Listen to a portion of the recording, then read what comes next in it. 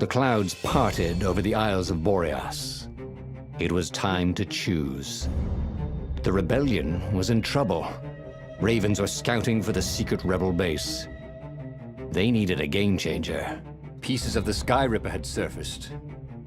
Bernardo knew that using it could go catastrophically wrong, but he was sure he could figure out how to use it safely. Also, a temple had risen out of empty desert. The Iblis Stone was hidden there. It was a dangerous artifact. It could corrupt its user into a bloodthirsty monster, maybe to take its power without surrendering to its wickedness. And also, his old friend Lupino needed rescuing.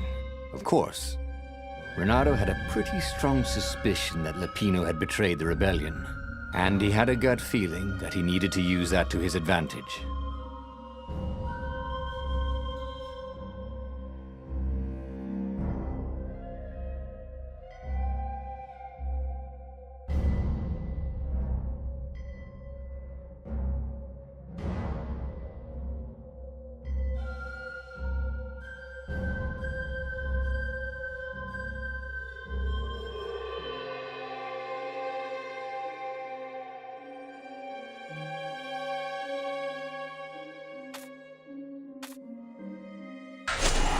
The island was windswept desert. No one went there except ostriches and ostrich hunters. The Iblis Stone. It would whisper promises in his ear, offer him power for blood. But this time, Bernardo was sure he could master it. And so, Bernardo went ostrich hunting.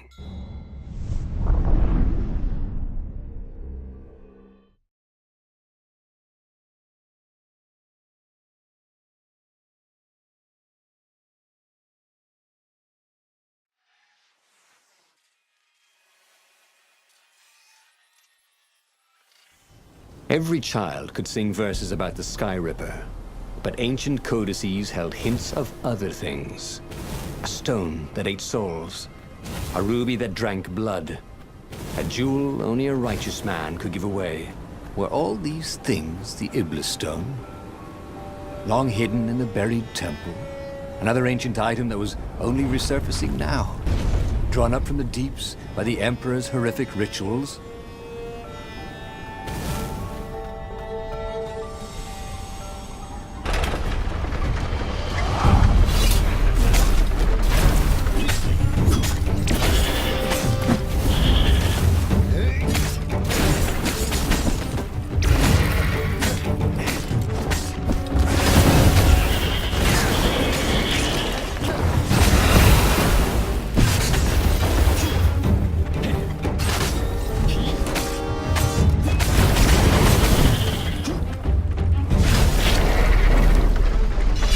Ravens were already here, cawing in frustration. They were still searching for a way in. Good. Then he hadn't come too late.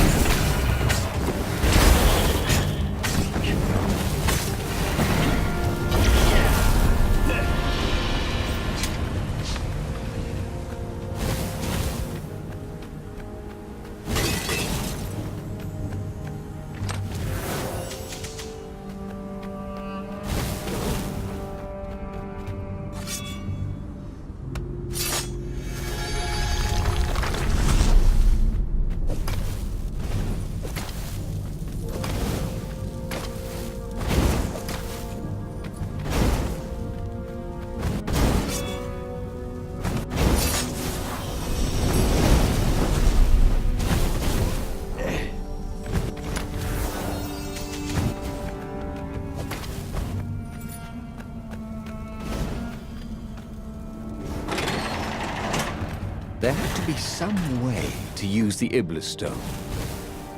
It was old, wasn't it? People are so much cleverer now. And Renato was pretty sure he was cleverer than most people.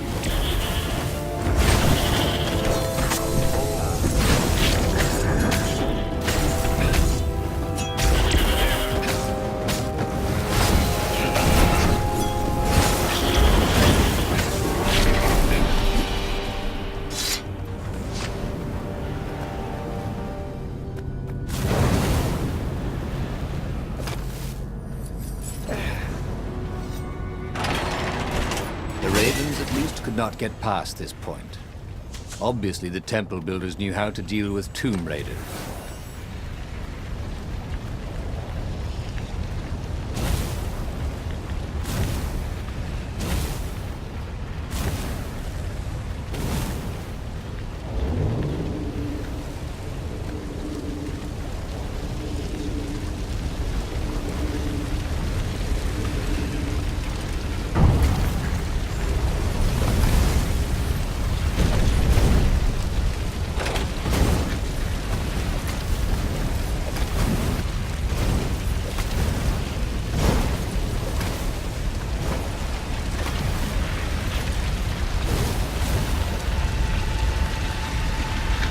It was a stone of the purest blackness.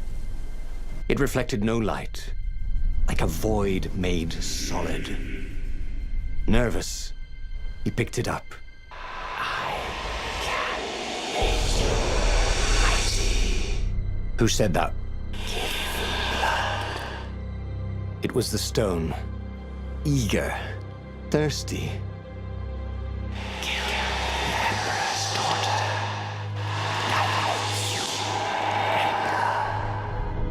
That seemed tempting and terribly wrong. Zenobia was the Emperor's greatest general and a potent witch. But they had been close once, and he had a sneaking suspicion the gem would try to control him. Why not capture the core of Sky Ripper instead? It was the eye of a lost god torn out by the transcendent Emperor to power his greatest weapon. Not the core, said the stone anxiously. But even though Renato knew how evil the gem was, he had a clever plan for dealing with it.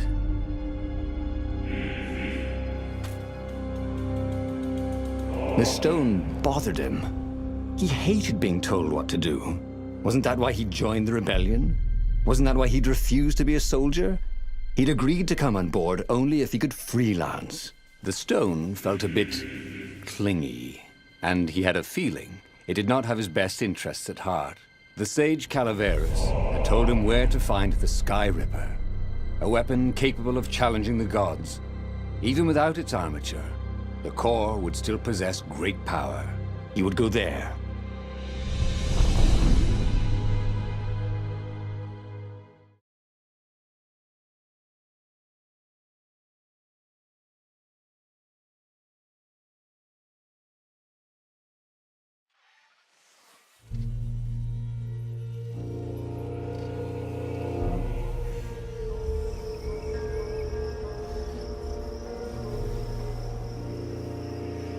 The moment he landed the Farfarer, Renato had a rare feeling of regret. It's not too late, he thought.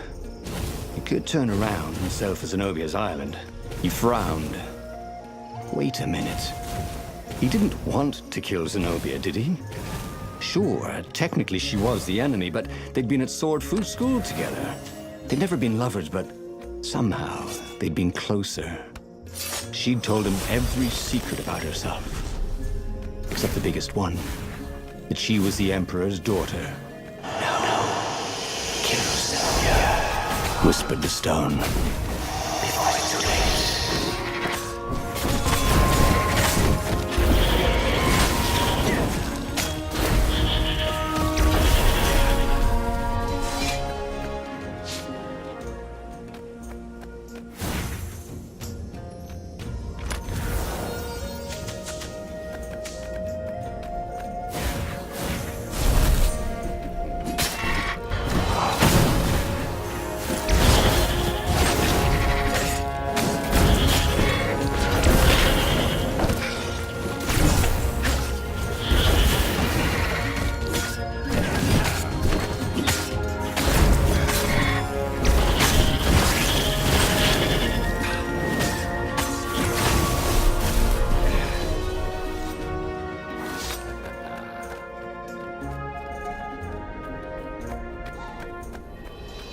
You almost never saw wild gogglers together like this. The toads had to train them not to peck each other to death. So these had to be Imperial gogglers. That meant ravens were up ahead.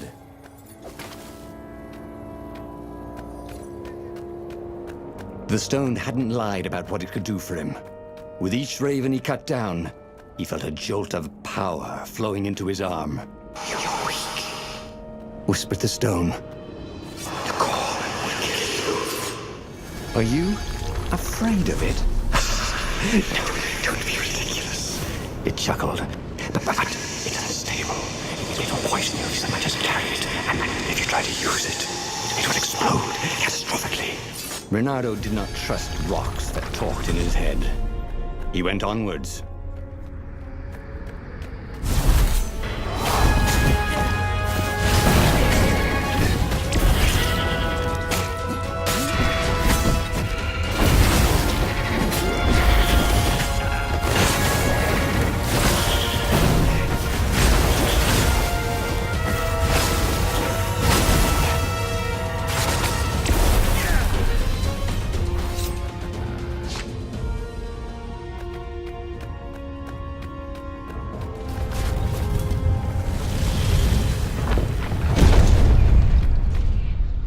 As he approached the core, the stone became hysterical. "No, it's too much power. We'll rip a hole in space and time." He had a sudden vision of plunging his gauntlet into the core and dying in anguish. That wasn't his vision, was it? The stone had sent him its darkest fears, hadn't it? He had a sudden impulse to do exactly that. He raised his right fist and plunged it into the core. There was a rush of light. He thought he could hear the stone screaming. And then he passed out. When Reynardo came to, the core was gone. But the Iblis stone was no longer black, but glowing with a blue light. And it was silent. "I can't hear you," he sang out, and "You?" It didn't answer. "Ha!" he said. He had defeated the demonic gem with the power of his mind. He felt invincible. It was time to attack the Imperial outpost on the Nexus. Take the battle to the enemy. But among the huge crystals, there was also an observatory. A wise man would probably ask the scientists exactly what he had first. How wise was he? As the Farfarer made its way toward the Nexus, Reynardo watched sparks fly out of the core. The Iblis stone sucked them in hungrily. You'd think the stone would want this kind of power, wouldn't it? Thought Reynardo. Well, the scientists would explain it all. This time, Reynardo was sure he'd figured out how to use the core safely.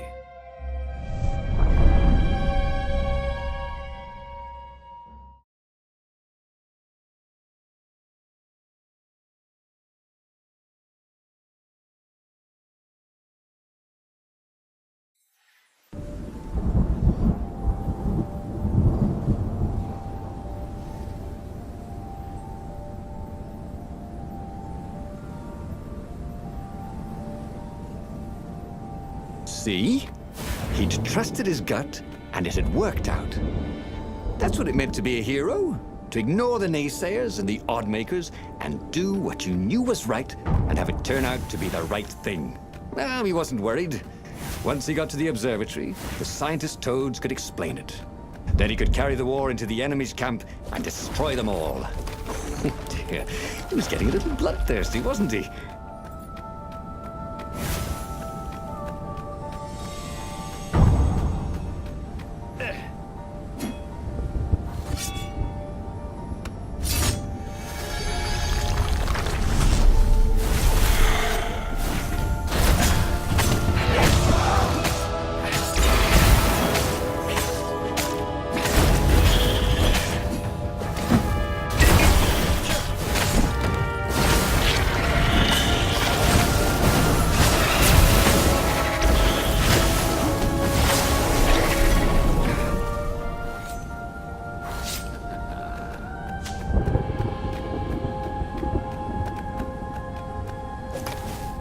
Reynardo had never felt better in his life.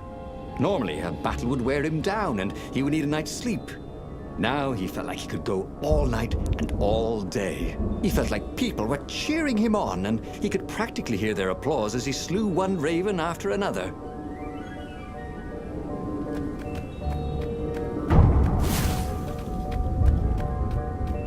The Iblis Stone and the Skyripper Core.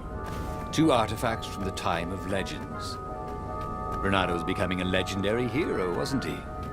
He had enough power to save the rebellion, but he had to understand this power, so he would not misuse it.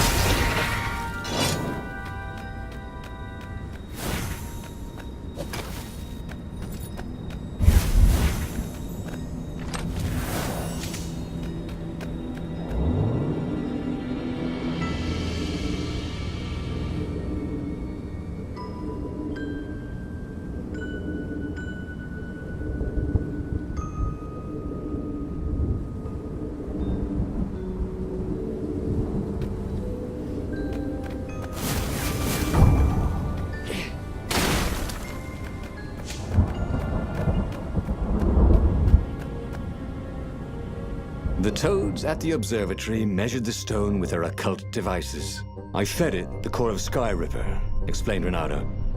No more feed me blood and souls. But the core is not an unlimited energy source, said one toad. Another said, there's a feedback loop, you see, which could overload the stone. The stone doesn't actually feed on souls, claimed a third, but on pain of killing another sentient being. If you can truly be at peace with yourself, it would not overload. This was all very confusing. At peace? Yes, the mountains were peaceful and quiet, but he now had the power to turn the tides. He should report to the Rebellion Council and prepare for the decisive battle. Reynardo couldn't make sense of anything the toads said, and listening to them argue made him restless. The Iblis Stone had made him a power in his own right. The core had kicked the Iblis Stone out of his head by filling it with more power than it could eat. It was time to meet the leadership of the rebellion. It was time to go to the ruins where they had hidden their secret base.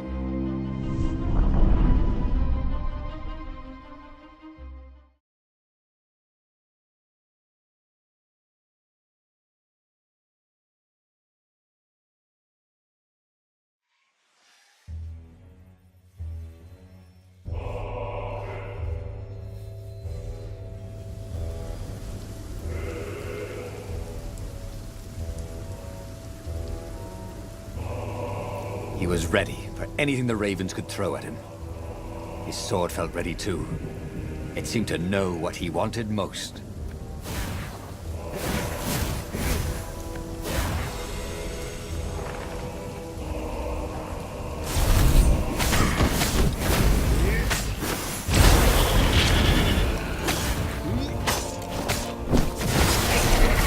Why had the kid opened the Book of Destinies? At least he'd have known about that goggler. Why hadn't Hypatia opened it? War. And this was kind of terrifying. What if they had? And what had happened had been the best future they could find.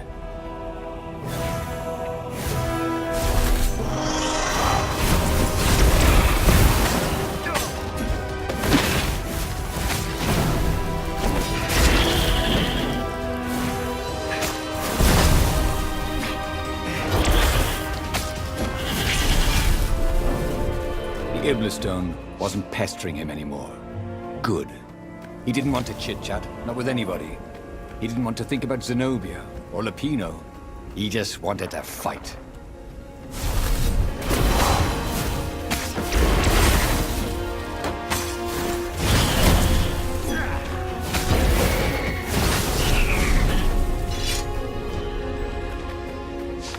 This was almost fun. Pain of killing another sentient being? What was that toad talking about anyway?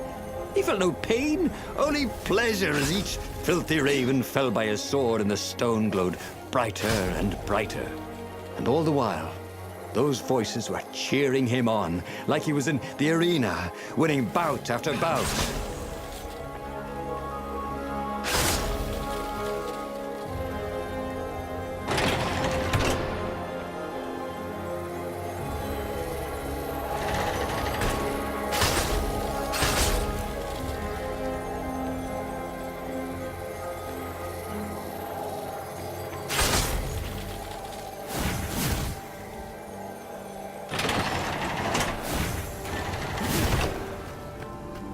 The long stairs. So he was close to the rebel base. Nothing was on fire. So far, so good.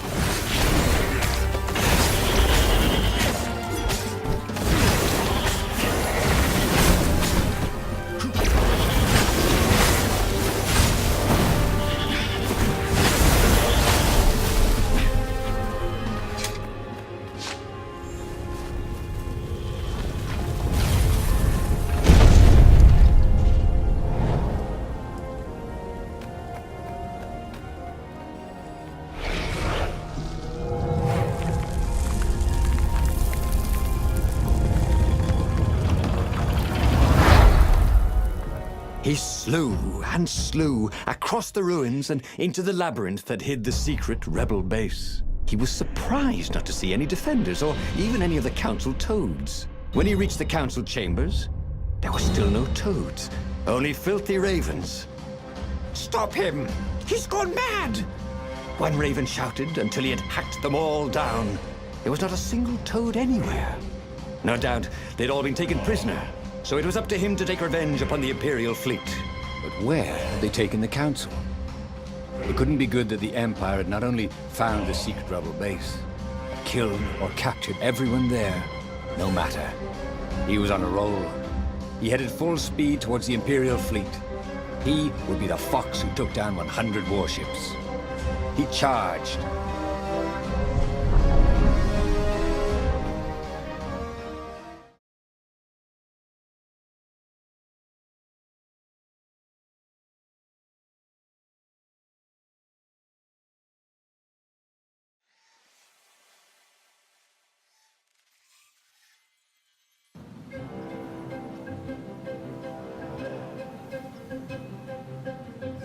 The Imperial fleet was huge and deadly, but he was deadlier. The crowd was cheering him on. He could practically hear it. Reynardo, the hero of the rebellion.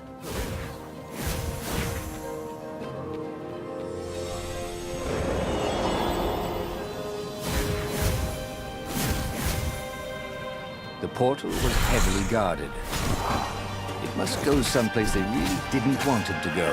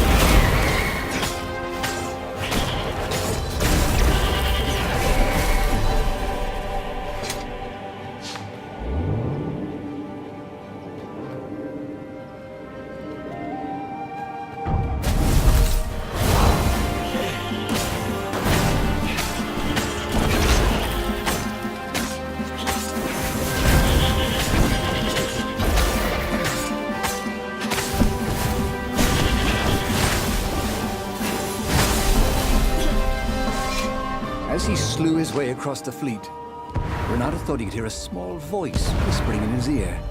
Look at your gauntlet, you idiot, he said. Oh, for heaven's sake, he thought. Can't I be alone in my own head? Look at the stone. I'm busy, he told the voice. Talk later. Then it will be too late, cried the voice. Don't be so bloody thick. Piss off, he told the voice and kept up his slaying.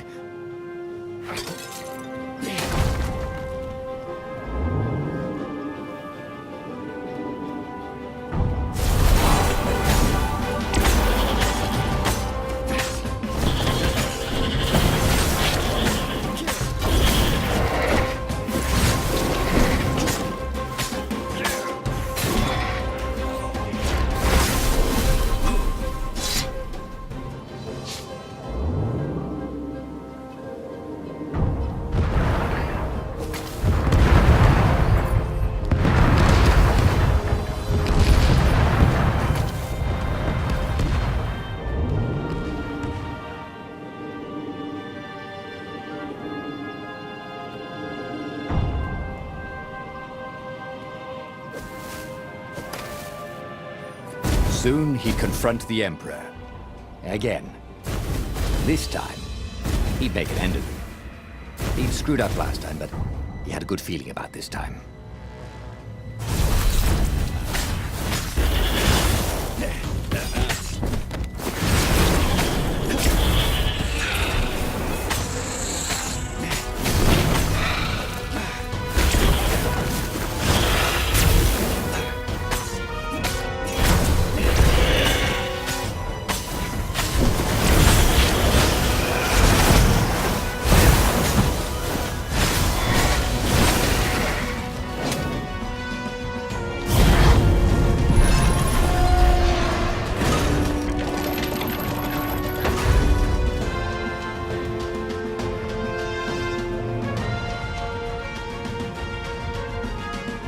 There was the Emperor. Renato cut down his elite guard. The exalted Toad cowered fearfully. He had sought to evade death and only made death come to him faster. Renato savored the moment. And then, too quick, it was over. He stood over the dead Emperor. Death to tyranny, he shouted.